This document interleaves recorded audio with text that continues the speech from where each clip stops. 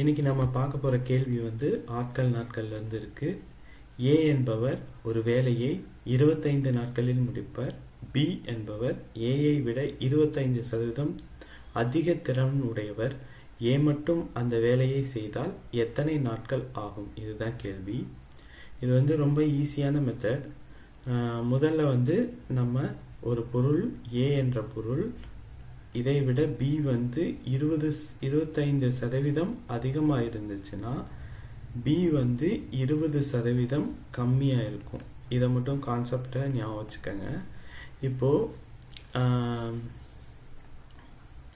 இப்போ வந்து 25 நாட்களில் ஏ செஞ்சுருக்காருன்னா இதில் 20% எவ்வளவு அப்படின்னு பார்ப்போம். 20% எவ்வளோன்னா 25ல் 20% வந்து 5. அப்போ 5 நாட்கள் கம்மியாக இருக்கும். 20 நாட்கள் தான் ஆன்சர். ஓகேங்களா?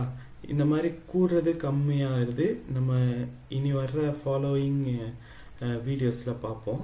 அது எப்படின்னு ஈஸியான கான்செப்ட் தான், ரொம்ப பெரிய கான்செப்ட்லாம் இல்லை. இது ஷார்ட்கட் மெத்தடில் போட்டிருக்கோம். முக்கியமான மெத்தடை வந்து நம்ம பின்னாடி இருக்கிற வீடியோஸில் பார்ப்போம். நன்றி.